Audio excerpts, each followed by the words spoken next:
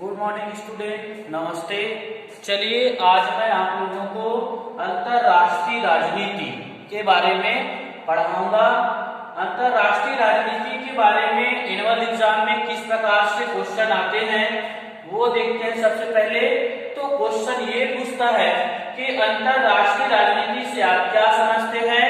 अंतरराष्ट्रीय राजनीति की प्राकृतिक क्षेत्र का वर्णन कीजिए, ऐसा क्वेश्चन आता है। तो सर्वप्रथम हम देखते हैं अंतरराष्ट्रीय राजनीति का प्रस्तावना। तो अंतरराष्ट्रीय राजनीति की जानकारी केवल प्राप्त करना समकालीन समाचार पत्रों या उसके अवलोकन करने मात्र से नहीं है। अंतरराष्ट्रीय राजनीति वस्तुतः एक ऐसा क्षेत्र है जिसमें सुनियोजित चिंतन की आवश्यकता पड़ती है और इसमें ये कि जिस प्रकार से अंतरराष्ट्रीय राजनीति की मूल समस्या है ना, राष्ट्रों के आपसी व्यवहार और आचरण से है ना, उस पर निर्भर करता है। तो इस प्रकार से अंतरराष्ट्रीय राजनीति है ना की प्रस्तावना। अब देखते हैं अंतरराष्ट्रीय राजनीति का अर्थ। तो अंतरराष्ट्रीय राजनीति के जो अर्थ है उसको समझने से पहले हम राजनीति का अर्थ समझ लेते हैं। तो राजनीति का अर्थ जहां पास राज और नीति को अलग करते हैं तो राजा की नीति, जो राजा की नीति है ना का जो राजनीति है वो राजा की नीति से ही लिया गया है। तो हम अंतरराष्ट्रीय राजनीति से पहले राजनीति को समझ रहे हैं, इसमें राजा की नीति को लिया गया है जिस प्रकार से राजनीति है। उसके बाद देखते हैं अंतरराष्ट्रीय राजनीति।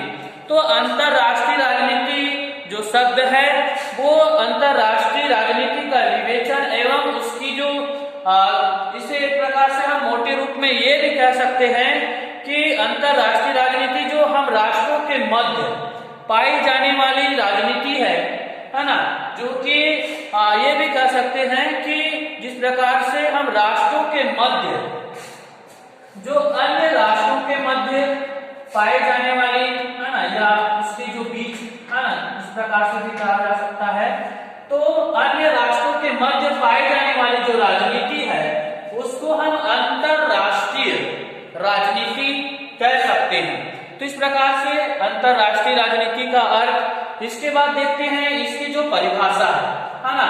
तो अंतरराष्ट्रीय राजनीति जो कि यहाँ पास इसके परिभाषा है जेम्स रोजनाव है ना।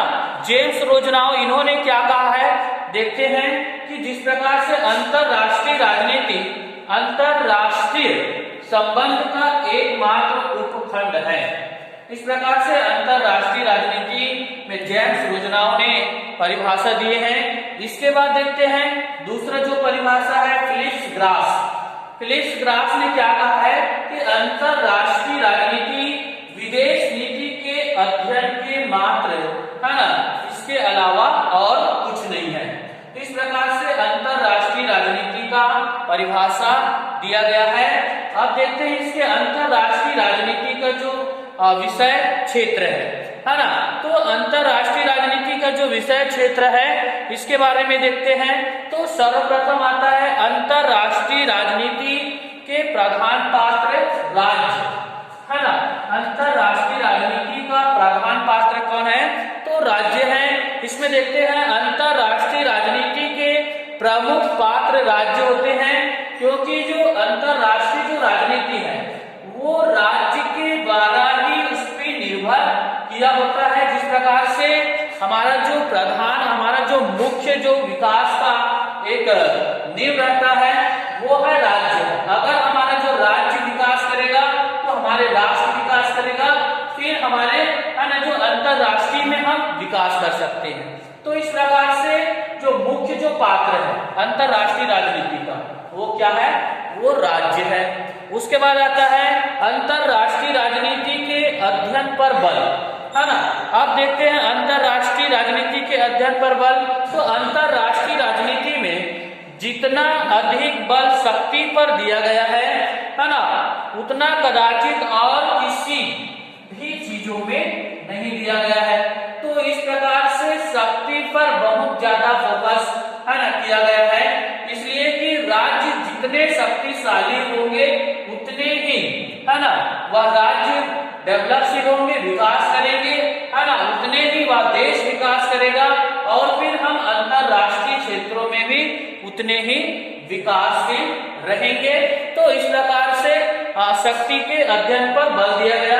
उसके बाद आता है नंबर तीसरा पॉइंट है अंतरराष्ट्रीय राजनीति संबंध एवं संगठनों का अध्ययन। अंतरराष्ट्रीय राजनीति में संबंधों एवं संगठनों का भी अध्ययन यहाँ पास किया गया है। तो किस प्रकार से, जैसे अंतरराष्ट्रीय राजनीति की जो संबंध है ना, हमारे जो राज्य हैं उनके जो संबंध हमारे जो और पड़ोसी राज्य हैं उनसे किस प्रकार है ना।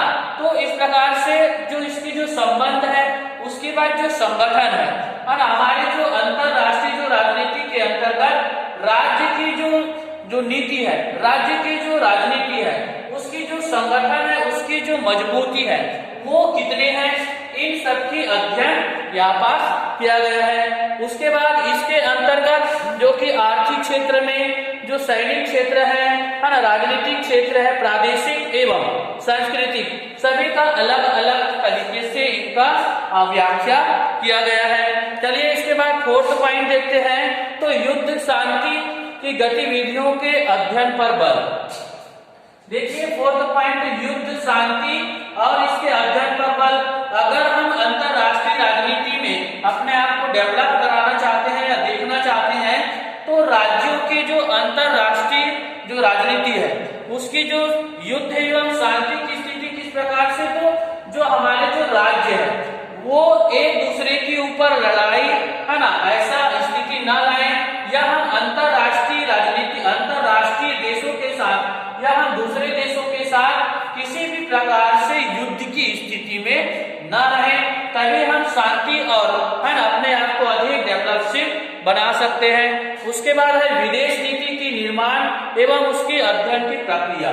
तो विदेश नीति निर्माण, है ना, अगर हमारा अंतरराष्ट्रीय राजनीति अच्छे होंगे, अगर हमारा विदेश नीति मजबूत होंगे, तो फिर हम अपने राष्ट्र को, है ना, अपने कंट्री को अधिक डेवलपशील बना सकते हैं या करा सकते हैं। इस प्रकार से अंतरराष्ट्रीय राजनीति के विषय क्षेत्र है।